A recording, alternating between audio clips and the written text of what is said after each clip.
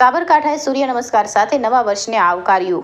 રોગને પડકારથી હિંમતનગર મહાકાલી મંદિરે અને પોશીનાના લાંબડિયા પારસ વિદ્યાલય ખાતે સામૂહિક સૂર્ય નમસ્કાર કાર્યક્રમ યોજાયો હતો. સૂર્ય નમસ્કાર માનવીને શારીરિક, માનસિક અને ભાવનાત્મક રીતે સ્વસ્થ રાખે છે.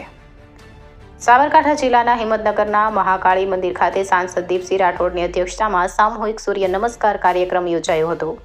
ગુજરાત સરકારના રમતગમત, યુવા અને સાંસ્કૃતિક પ્રવૃત્તિઓ વિભાગ ગાંધીનગર અને જિલ્લા વહીવટીતંત્ર સાબરકાંઠાના સંયુક્ત ઉપક્રમે સૂર્ય નમસ્કાર કાર્યક્રમનું આયોજન કરવામાં આવ્યું હતું.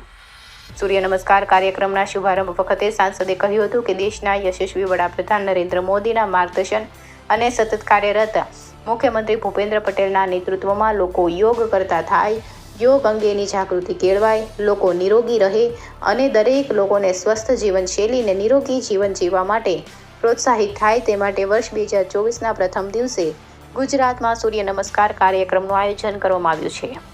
હિંમતનગર ધારાસભ્ય વીડી ઝાલાએ પ્રાસંગિક પ્રવચનમાં જણાવ્યું કે યોગની જીવનનો ભાગ બનાવી નિત્ય યોગ કરવાથી શારીરિક, માનસિક સ્વાસ્થ્યની સાથે રોગમુક્ત જીવન જીવી શકાય છે.